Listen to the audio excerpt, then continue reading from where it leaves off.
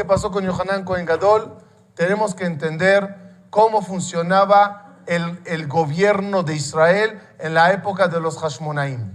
Deberíamos de tener Cohen Gadol, rey, y Av Bedín, el rabino principal, el sumo sacerdote y el rey. Yohanan Cohen Gadol, Yohanan de los Hashmonaim agarra estos dos tronos y los convierte en uno. El problema mayor, ¿cuál es? Que hay en Israel 3 grupos de Yehudim. La religión en el país se divide en 3 clases de judíos. ¿Quiénes son las 3 clases de los judíos? Tenemos Prushim, Tzdukim y Canaim. Los Prushim son la gente que creen en la Torah, en Jajamim. Si quieren así, para identificarlo de forma más fácil, todos nosotros, como llevamos la religión hasta la fecha, es proveniente de los Perushim. Es la ideología que tenemos nosotros acá. ¿Qué es Tzdukim? Tzdukim eran judíos que no creían en la Torah de Jajamim, sino solo la Torah escrita. Y por lo tanto, tenían un desprecio a los Jajamim y muchas de las leyes judías, debido a que pasaron de forma oral de Moshe Rabenu, ellos la eliminan, la cancelan y no creen en ellas. Y el tercer grupo, los Canaim, los Isiim. Ellos son judíos muy fanáticos que quieren aislarse de todo el sistema judío porque apesta. Está asqueroso el sistema en el templo, la corrupción de los sacerdotes, las peleas entre la gente, entre los jajamim, entre los judíos. Ellos deciden ser más como, no sé cómo catalogarlos, pero gente aislada totalmente de la comunidad, incluso no casarse, aislarse. Ya hablaremos un poquito más de ellos. Estos tres grupos de personas en el pueblo de Israel causa, especialmente los 2 primeros, una pregunta muy grande. ¿El gobierno judío es Prushim o Tzdukim? ¿Dónde estamos? ¿Es Prushim o Tzdukim? Los Canaí no quieren gobierno, ellos quieren salirse del gobierno. Esos son los que terminan yéndose al desierto de Yehudá, como veremos más adelante. Pero el gobierno es reformista ortodoxo, Prushim o Tzdukim. Esa era la pregunta muy fuerte. Por lo tanto, al principio eran los Perushim, la religión como la conocemos, la líder del pueblo de Israel. Aquí llega Alexander Yanai. El rey Alexander Yanai, esa es su moneda. Alexander Yanai entra al panorama político como rey y él dice el Jajamim así. Alexander Yanai, ¿dónde está este? Aquí está. Alexander Yanai, él era una persona muy buena con nosotros, con los Perushim, pero en una fiesta llegó un señor y le dijo, delante de todos, abandona el trono del rey. Tú eres Cohen y tú no puedes ser rey. Le hizo un comentario de forma pública. Eso no le gustó. Dijo, espérenme, déjenme entender. Según los Jajamim, ¿yo no soy rey? ¿La respuesta cuál es? No. Según los Prushim, los de Tzdukim, ¿yo sí puedo ser rey? Sí. Agarró y empezó a matar a todos los Jajamim para que su reinado dure.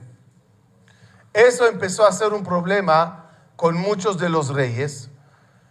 Y Yanai, su cuñado, metafóricamente digamos uno aquí, es Yehoshua ben Perahia. Él es el hermano de la reina.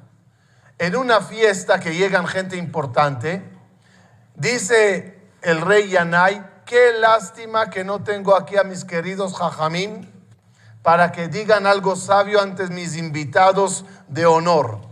Le dice la esposa, pues si los mandaste a matar. Dice él, no hay nadie, necesito un jajam. Dijo, mi hermano, Yoshua ben Perajía, dile que venga. Y pasé la historia corta a través de la hermana, la reina, y regresa Yoshua ben Perajía, aparece en la Mishnah en Pirkei Avot, Yoshua ben Perajía, Initayar Beliki Belumem, y empieza a restablecer la religión de los rabinos Perushim en Israel. Él regresa de Egipto, donde se escondió, y empieza a traer a Jajamim, a ser alumnos, y vuelve los Perushim a tener un puesto en el país de forma digna. No fue fácil, pero aquí quiero empezar a contarles algo y al final de la clase, no a cámara, hablaremos más de Yeshu. La Gemara dice que este Rabbi Yoshua ben Perajía tenía un alumno que se llamaba Yeshu. Era alumno de Rabbi Yoshua ben Perajía. Y en un momento dado, va con el alumno, Rabbi Yoshua ben Perajía, a visitar a un alumno, colega, enfermo. Entran a la casa, cuenta la Gemara, y al salir, dice Rabbi Yoshua ben Perajía a su alumno Yeshu. ¿Quién es Yeshu en ese momento? Talmid Jajam, normal, estudiando profundamente con su maestro, Rabbi Yoshua ben Perajía. Le dice el Jajam al alumno, qué buena es la mujer de nuestro amigo. ¿A qué se refiere el Jajam? Qué bien atiende a nuestro amigo ahora que está enfermo. El alumno, ¿cómo entiende el comentario? Con otra interpretación. Y le sigue la onda al Jajam, diciéndole, sí, muy guapa, pero no me gustaron sus ojos. El Jajam entiende lo que él entendió, se enoja y le expulsa. La Gemara, sí, a Yeshu. La Gemara cuenta que Yeshu viene varias veces al Bet Midrash de Rabbi Yoshua ben Perajía y le pide perdón, y le quiere pedir perdón, y le suplica que le perdone y le reciba de vuelta. Y Rabbi Yoshua ben Perajía, muy duro, no acepta. La Gemara sobre eso dice, hay que ser a veces duro, pero hay que saber también ser blando y tolerar. Pero Rabbi Yoshua ben Perajía, él se molestó de cómo le interpretaron. Ahora entenderán los que siguen la Mishnah Pirkei Avot, por qué Rabbi Yoshua ben Perajía dice, Rabbi Yoshua ben Perajía Omer, hacer lecha ra'av ukne lecha chaver, ve'eved dan et kol ha'adam lekav zechut. Siempre juzga a las personas para bien. ¿Por qué justamente él dice esa frase? Porque todo lo que ocurrió era porque su alumno no le juzgó para bien cuando él dijo lo que comentó. Puede ser también al revés, que él no juzgó para bien el error del alumno que pedía perdón, pero dejaremos en el aire el motivo. Al final, el alumno al venir varias veces y pedir el perdón al Jajam y no aceptar, pues decide separarse y hacer su propia secta. Dejemos esto así, hasta después seguir, porque hay que analizar exactamente qué pasa después. Pero regresemos un minuto a Jerusalén. Aquí entra al panorama una persona sumamente importante, el gran rey Herodes. La semana pasada les dije que me averigüen si Herodes era judío o no. ¿Alguien averiguó? ¿Judío o no? Ok. Las discusiones sobre la identidad de Herodes es bárbaras, pero nada más así resumiéndolo fácilmente y corrido. Herodes era un converso edomita y por lo tanto no era yehudí, pero sí para reinado, pero sí era judío para leyes comunitarias. Es decir, un converso no puede ser rey. Como judío sí, pero rey no. Él, ¿qué hace? Se casa con una de las hijas de los Hashmonaim. Y de esa forma entra a la familia real. Es conocido Herodes como un rey muy cruel, de tal forma que mata a toda la descendencia de los Hashmonaim. Edomita, no era romano todavía, no. Y él agarra y deja a su esposa, la cual se suicida, y lo último que dice, si alguien les dice que es un Hashmoná, es un esclavo. Es decir, de mi familia, dice ella, ya no quedó nadie. Y si él proclama que es un Hashmoná, es mentira, es un esclavo que llegó a la realeza por los caminos de la crueldad y por casarse conmigo. Sobre él dijeron Jajamim, que se refiere al versículo, Eved Kimloch. Herodes, dejando su origen familiar, es un rey muy inteligente. ¿En qué consiste la inteligencia de Herodes? En saber ganarse al público. Si el público es el romano, que apenas ahorita está creciendo Roma. ¿Quién gobernó hasta ahora? Grecia. Roma ahorita está tomando poder, está ganándole a Grecia, y ahorita en el nuevo mapa político de la zona, ¿quién está en la cima? Roma. Herodes aprende el panorama y empieza a caerle bien a los romanos. Para caerle bien a los romanos, ¿qué hay que hacer? Va y construye Cesarea.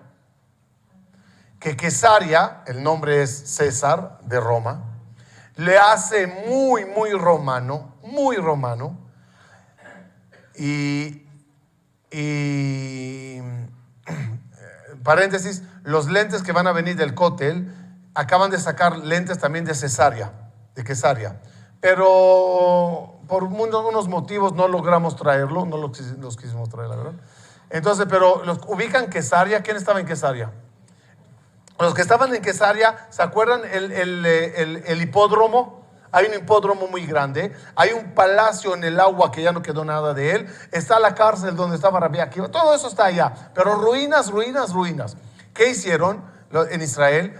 Hicieron lentes 3D, como los que vamos a traer, que cuando tú te paras en el hipódromo, volteas y ves todo construido.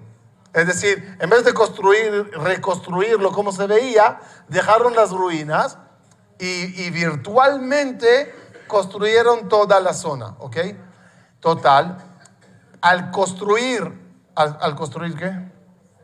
Cesarea, ¿qué hace Herodes? Le cae bien a Roma. Entonces Roma quiere gobernar Israel. Pero en esta etapa, ¿cómo se gobierna Israel? Se pone un judío o algo del judaísmo del pueblo de Israel y es el rey de ustedes, pero manejado por nosotros. El rey Herodes es uno que sabe hacer la barba bien a Roma, y Cesarea es para caerlos bien.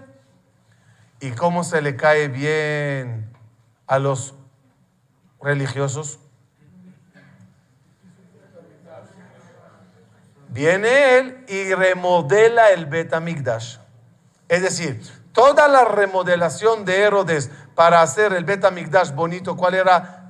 Aquí la moneda de Herodes, para que sepan, existe. Y la moneda dice, el rey Herodes, esa es la moneda, esta es la descripción. Pues tranquilos, sí existió, esta es su moneda. La grandeza de Herodes es... lo grandioso que hizo Herodes es el Bet Hamikdash. Y el motivo que se lo hace es para ganarse el cariño de los judíos, de los religiosos. Era una obra no tan Leshem Shamayim, pero fue una obra, como ya saben, maravillosa y muy exitosa.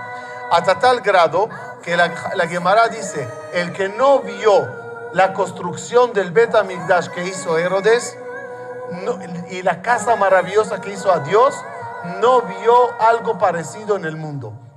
Esta es Jerusalén en la época de Herodes. Así se veían más o menos, me imagino, en las casas, las construcciones. Todos estos lugares, hoy en día las ruinas existen debajo de casas, como ya vimos la vez pasada y veremos más adelante. Y más que todo, el Bet HaMikdash, que tanto resaltaba alrededor de las murallas fortificadas. Lo que hizo Herodes aquí es que agarró la montaña misma, la rompió y hizo una planicie muy cómoda para que todo Israel vayan para allá y lo visiten. Dentro, lleno de lujo, lleno de oro, lleno de diseño moderno pero judío, no tanto romano, para que los religiosos no le digan otra vez hiciste algo por Roma. Esta época de Herodes en Bet HaMikdash es una de las mejores épocas que tuvimos, a pesar de todo lo que había alrededor en las historias anteriores. Esto era una época maravillosa, donde subir al Bet HaMikdash y ver todos los servicios de los Kohanim fue muy digno a toda la gente y los Jajamín que vivieron en esas épocas. Todos los servicios, tanto de Kohanim, Leviim, los cánticos de todos ellos y la asistencia de Am Israel trayendo los korbanot al Bet HaMikdash, todo eso puso una función maravillosa al Bet HaMikdash. Obviamente el sacerdocio es correcto, es perushim.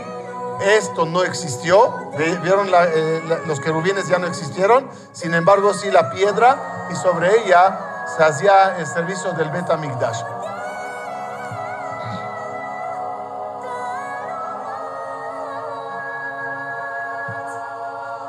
Total, Herodes, ¿dónde estoy yo? Herodes fallece. Y hace unos años, 2007, ¿cuándo fue? Ya se me fue la cuenta. 2007 se encontró la tumba de Herodes en Israel. Herodes fallece, sus hijos toman el poder y aquí llega una etapa nueva. Roma ya no quiere judíos que gobiernen sobre los judíos. Ellos quieren a sus gente gobernando. La llegada de Roma a Israel de forma muy agresiva, los impuestos que empezaron a cobrar, el reinado que pusieron y los sacerdotes que ponían ellos, no era el sacerdote tzadik, sino el sacerdote que prometía más dinero a Roma de la caja del Bet HaMikdash. El sacerdote que permitía meter un ídolo dentro del Bet HaMikdash con figuras romanas. El Cohen más corrupto era el Cohen que Roma ponía. Es muy importante saber este dato, porque de repente se convirtió el país en un asco, de vivir. Judíos contra judíos. Corrupción en el Bet HaMikdash. Mafias y gente de fuerza aprovechándose de los débiles. Una situación tan confusa es la que causó el Mered HaGadol. Mered HaGadol es la primera rebelión, eran tres, la primera rebelión de los judíos contra Roma. En esa rebelión, que fue muy dura y muy fuerte, los romanos que llegaron a Israel con intención de invadir, con intención de agarrar todo el poder, se encontraron con judíos que decidieron hacerles frente y no permitir la invasión de Roma. Obviamente eso calentó más a Roma.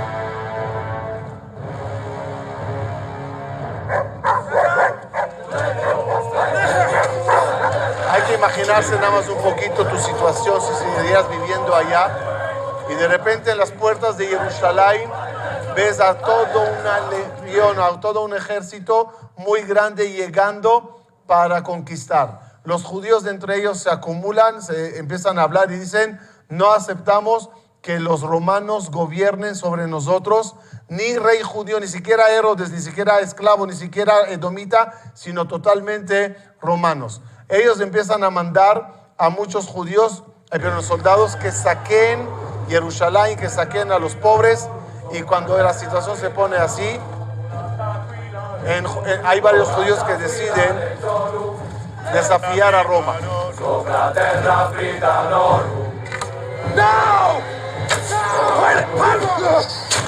Y tras intentos de matar a los líderes de Roma, perdón, se me fue.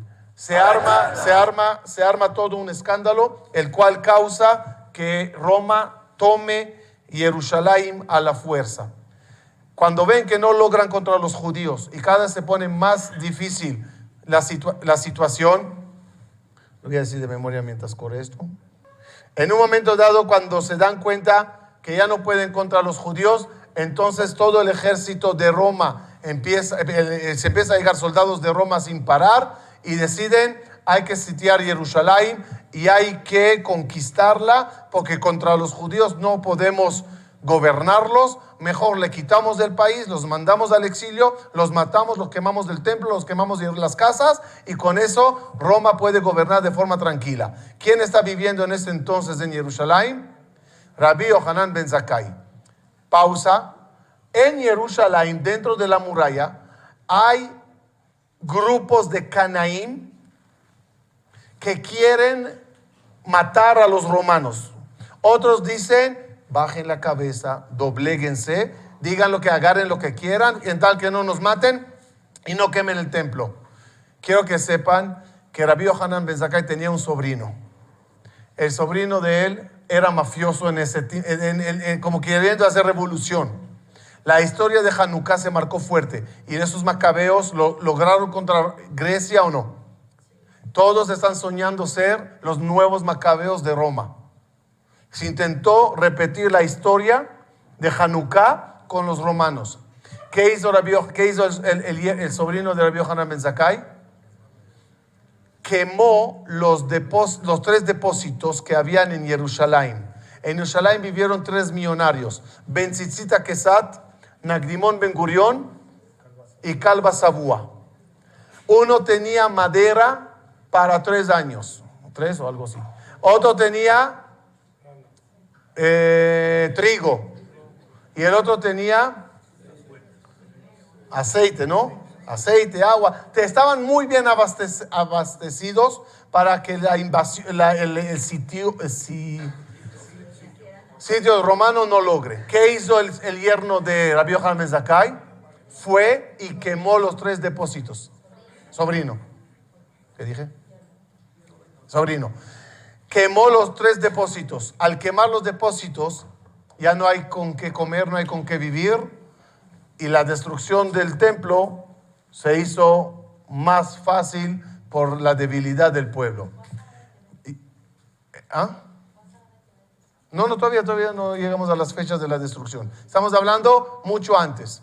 Quiero que sepan, en 2 semanas va a estar aquí David Be'eri, hoy hablé con él. Yo vi con él, me enseñó, en las excavaciones se encontró la casa de uno de los 3 millonarios, Nagdimon Ben Gurión. Se encontró su casa.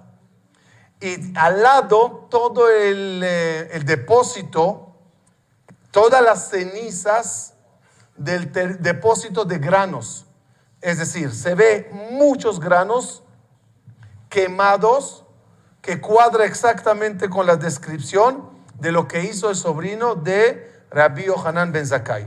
Rabbi Yohanan ben Zakkai entiende que el final de Jerusalén está cerca. Así seguro va a caer Jerusalén. ¿Qué se hace?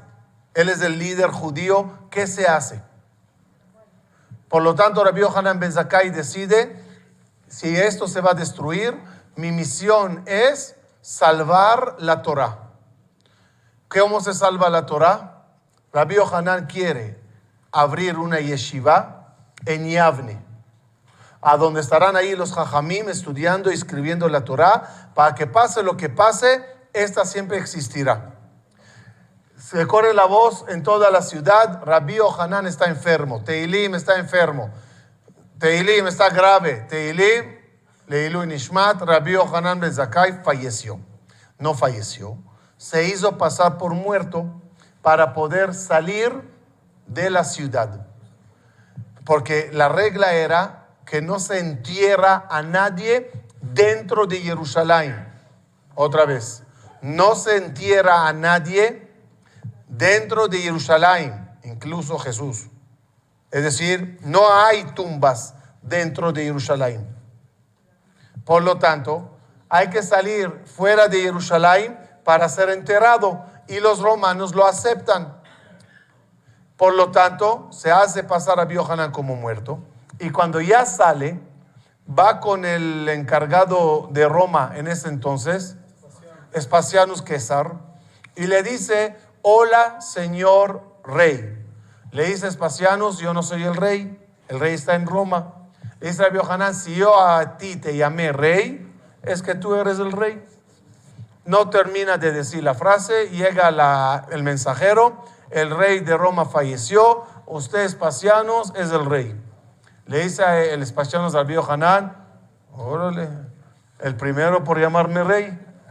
What you want? Dime qué quieres.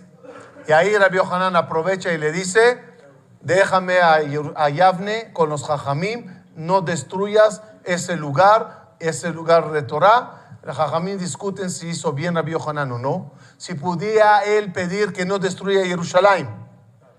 Si ya te dieron petición, imagínate un genio sale, pide, ¿no? La respuesta es que él se asustó que si él pide Jerusalén, le va a decir: ah, estás loco. O sea, en mi primer día de reinado, reconoceré una derrota. No es lógico. Por eso pidió algo lógico y no algo ilógico. Y ahí lamentablemente llega el momento que Roma destruye el Bet HaMikdash.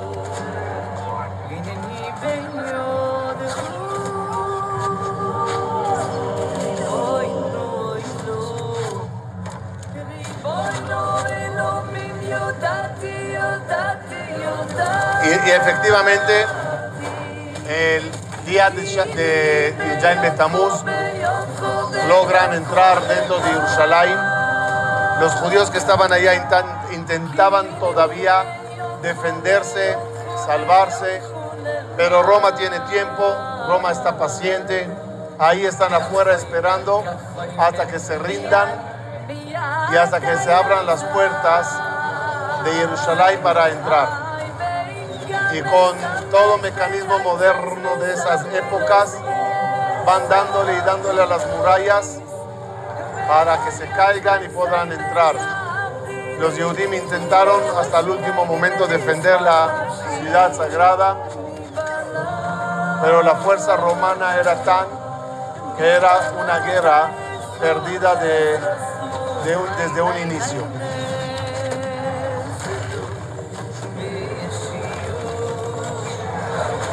Y al final, con poca defensa, logran los romanos entrar a Jerusalén, saquearla, matar a todos.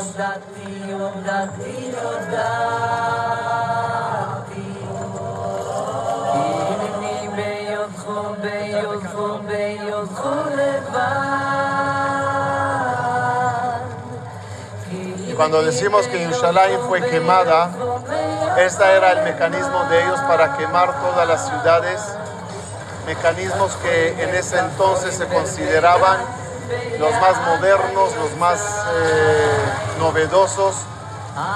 Qué difícil ante eso defenderse. Los que estaban en Jerusalén, los que vayan a Jerusalén, hay un lugar muy interesante que se llama Beit HaSaruf. Es una casa de un Cohen que se encontró con todas las quemaduras y quemadas de esta época. Un testimonio de una casa típica en Jerusalén en ruinas y quemadas.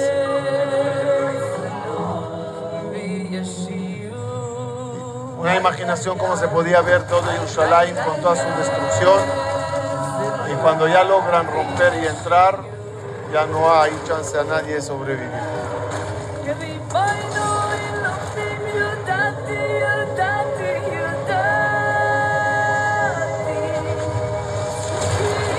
entre bolas de fuego y catapulcas, piedras de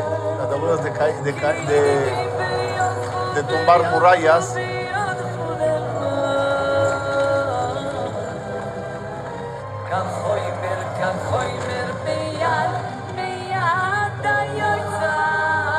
Yo creo que esas imágenes nos ayudan un poquito en los ayunos, un poco imaginarse más todavía el dolor y la catástrofe de esa época y de todo lo que eso acarreó.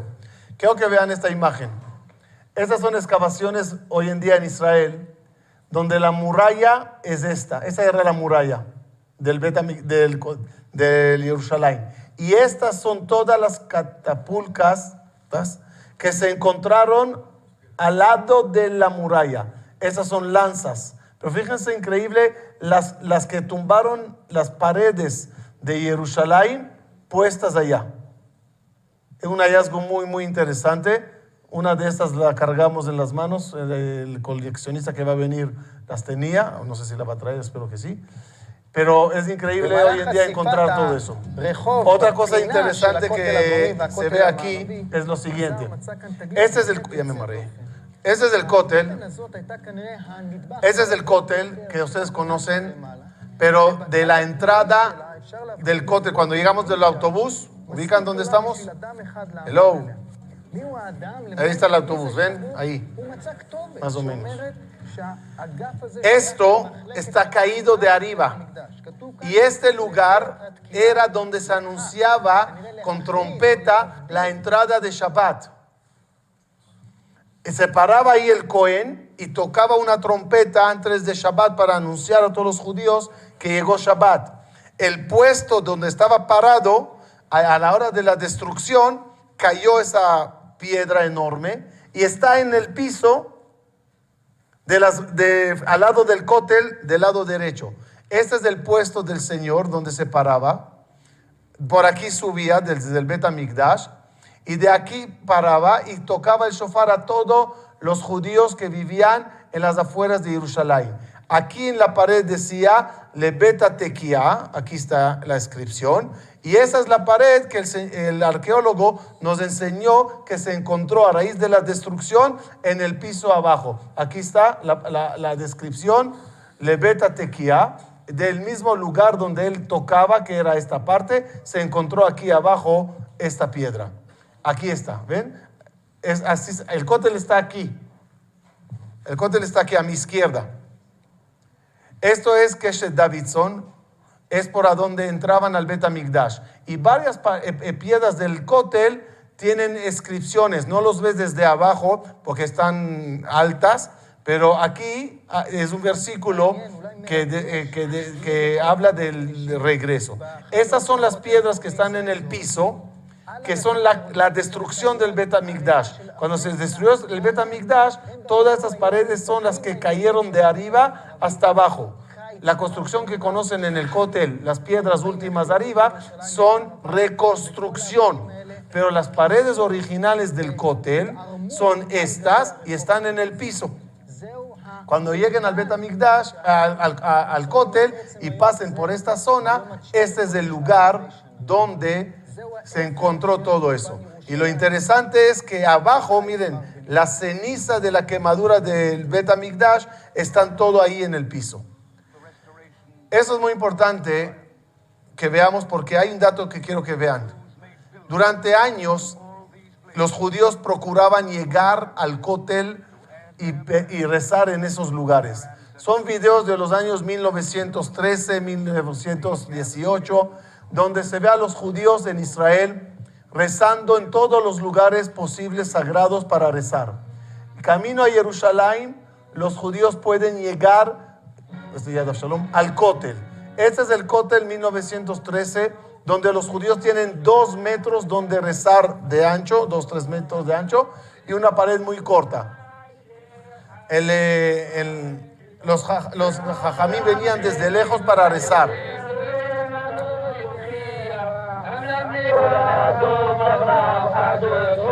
Marroquí. Para que vean. Lamentablemente hasta la fecha Seguimos rezando ante esas paredes, pidiéndole a Kadosh Baruj Hu que vuelva a construir el Bet HaMikdash. Pero la tefilá diaria hizo su efecto. Es decir, es importante que veas el efecto que hizo la tefilá de 2000 años para que tú hoy en día puedas ir a rezar. Otra vez. Hoy tenemos Jerusalén. Sí. ¿Podemos ir a tocar el cótel? ¿Gracias a quién? Gracias a las tefilot de toda esa gente, 2000 años yendo y batallando y arriesgándose para poder llegar y tocar el cótel. Algo grande que hay que agradecer a todas esas personas que nos dieron el cótel y las tefilot y Eretz Israel es otra cosa interesante. Les dije que a raíz de la destrucción, ¿qué pasó? Empezó el exilio, cada uno a su lugar. El tercer grupo, ¿se acuerdan? El tercer grupo, los Canaim, los Isiim. Ellos, cuando empezó todo el balagán en Jerusalén, incluso antes de la destrucción, ya se están, como les dije, asqueando de lo que está pasando, agarran y se van de Jerusalén.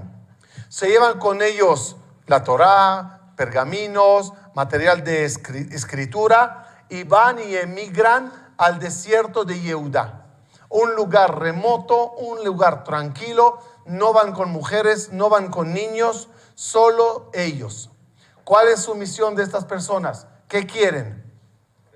Abrir una comunidad. Pues si no llevas mujeres, no va a haber comunidad.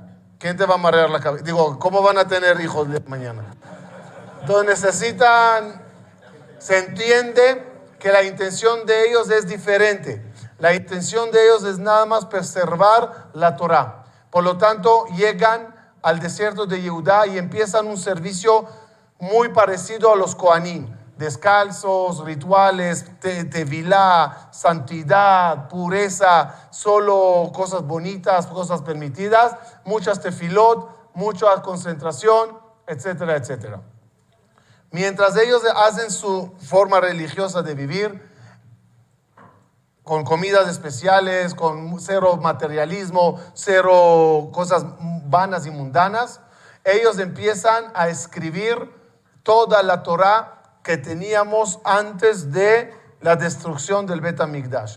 La escritura de todos los manuscritos empieza a realizarse pergamino tras pergamino, copia tras copia, y entre los que y mientras están escribiendo lo van estudiando. Y sí, importante decir, había entre ellos gente con ideas un poquito no tan alineadas a las opiniones que tenemos hoy.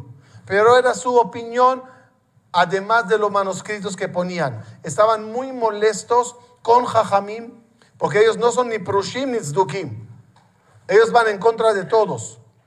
Pero lo único bueno que hicieron es escribir la Torá y guardarla en vasijas, en un lugar que entendían ellos que la humedad, o falta de humedad, mejor dicho, del desierto va a cuidar bien los pergaminos. Por lo tanto, los ponen en vasijas, entran en cuevas en Qumran, enfrente del Mar Muerto, y empiezan a esconder de forma especial los manuscritos. ¿Cuál es la esperanza de ellos?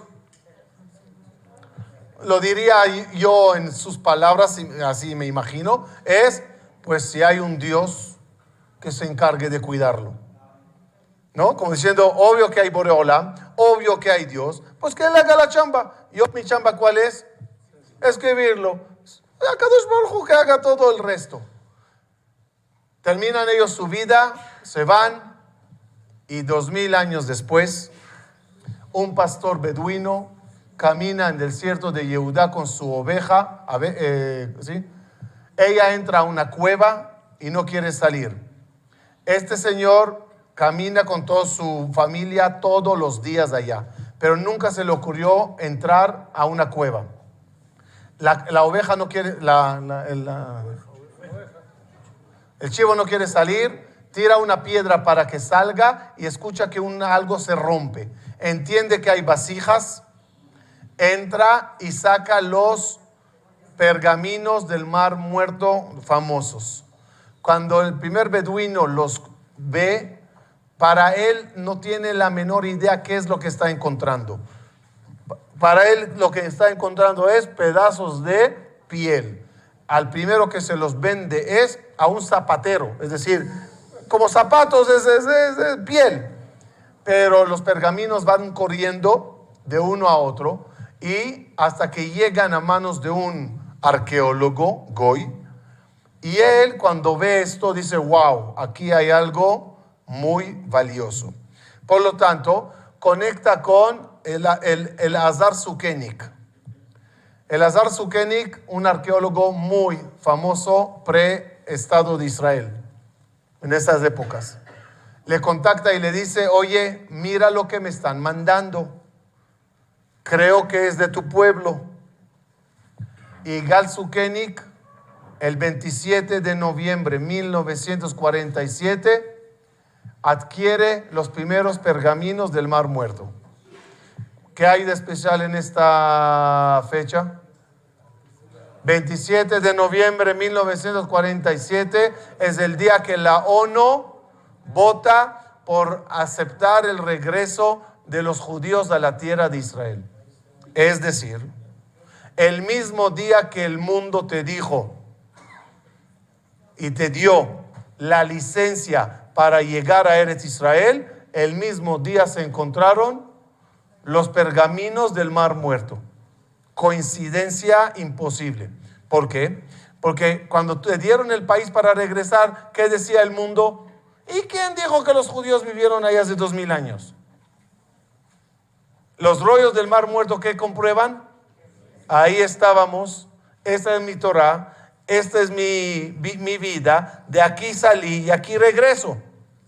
Hoy en día todos los pergaminos del Mar Muerto se están exhibiéndose en el museo de Ejal HaSefer, que este es del museo, le pusieron una forma de la tapa de las vasijas. Esa es la tapa de las vasijas. Entonces le pusieron esa imagen para que recordar todo lo que escribieron esos Yehudim Canaim en esas cuevas, y es la misma Torah que seguimos leyéndola hasta hoy en día. Termina la destrucción. Perdón, un minuto. Sí. Termina la destrucción, un dato más, ya llegó a Yeshu. Termina la destrucción y los romanos no destruyen y se van, destruyen y siguen destruyendo, aplastando, y eso causa la rebelión de Bar Kokhba. Besat Hashem nos van a traer monedas de Bar Kokhba. Bar Kokhba es una persona que se quiere proclamar Mashiach. Aquí, como introducción, estamos entrando en un típico problema judío. Cuando hay incertidumbre, gente en depresión, gente con miedos, gente con preocupación, siempre hay un gracioso que se levanta y dice, My name is Mashiach. Uno de ellos era Bar Kokhba. Hasta Rabbi Akiva creyó que él es el Mashiach. Bar Kokhba era un guerrero muy fuerte. En el año 132 y 60 años después de la destrucción del templo, hubo otra revuelta en Judea. Esta vez cuenta la leyenda que la lideró un hombre llamado Simón Bar Kokhba. Simón Bar Kokhba.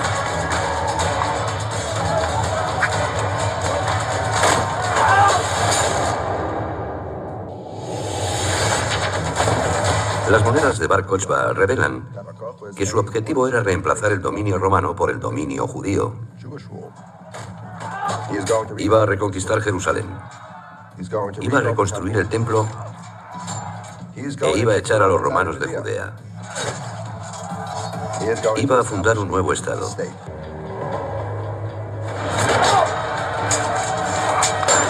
Increíblemente, los judíos resistieron durante 3 años el contraataque del imperio. Pero al final, el emperador mandó la artillería pesada. Sus mejores legiones y generales, en total aproximadamente 1/3 del ejército romano. La derrota judía fue inevitable. Fíjense algo increíble. 2000 años después, aprox. One of the most amazing stories in Jewish history is recorded in the journal of Professor Yisrael Eldad, the chief ideologue of the Lehi, the freedom fighters of Israel. Sometime in 1953, a remarkable series of ancient letters was discovered in the Se Judean encuentran desert. de forma These were the increíble letters of en the una de last las commander cuevas, of Judea, las Simon cartas de Bar Shimon Kokhba, Bar the leader of Kokhba. the last great revolt against the Romans. Las The cartas que letters él addressed to dejó commanders a and sus various theaters soldados. of operation were personally signed by him. Ese es el Now, they're manuscrito on de Shimon Bar display Kokhba. at the Israel Museum in Jerusalem. This by itself is an outstanding archaeological discovery, but it is De not por the sí most encontrar las miraculous part of the cartas fue story. un hallazgo The true increíble. miracle lies Lo in the fact that interesante the no person es who discovered the letters of the encontrarlas, last Jewish commander sino quién es was the la que well-known le encuentra. archaeologist General Yigael Yadin, Yigael Yadin, el effectively primer the general first del ejército de commander of the Israel. new Jewish army. Es decir, el último general del Estado de For Israel fue Shimon Bar Kokhba. 1,820 years, Bar Y el Kokhba's primer letters general lay de hidden in the Am Judean Israel desert en la era in clay moderna, pots where they were Yigael preserved for Yadin. some unknown date in the Yigael future. Yadin es arqueólogo They were waiting también until they y reached él their encuentra final las destination. cartas de Shimon Bar Kokhba. Cartas de líder a líder, de general a The general. letters of Bar Kokhba, the last commander of the Jewish army, En las thus últimas reached cartas the que first él commander of habla a the new Shimon Jewish Bar army, Kokhba, as if by Es personal delivery. 1820 años What después Israel lo Eldad encuentra does not Yigael write Yadin. about is what Bar Kokhba wrote in those letters and how relevant it is today. He ordered his men to deliver palm branches and citrus fruits, Y lo único lulavs dice and las etros to cartas de his Shimon soldiers Bar in the Kokhba battlefield. pidiendo It was a todos Sukkot, los and his Torah observant ayudantes, troops wanted to mándenos serve lulavim God y while they etrogim al served in his frente, army. estamos Those en plena letters are a batalla. call to us from the days Como of Rabbi diciendo, Akiva, serving in the Jewish seguimos army la and ley serving judía a God, pesar learning to de defend ourselves todas las and learning guerras, de Torah todas is las our cosas. way. It Hasta hoy, always dice has él, been. es un lema y un concepto en el ejército. Aunque hagamos las guerras, el talit y el tefilín, el teilim y la Torah siempre nos acompañan. Otra vez la coincidencia. 1947, 27 de noviembre, país y pergaminos de Qumrán. Cartas del último general, los encuentra el primer general del Estado de Israel. Eso era la guerra de Bar Kokhba. Cuando Bar Kokhba cae y toda su legión cae, el exilio y el final del Estado de judío en ese entonces, pues empieza toda la diáspora famosa.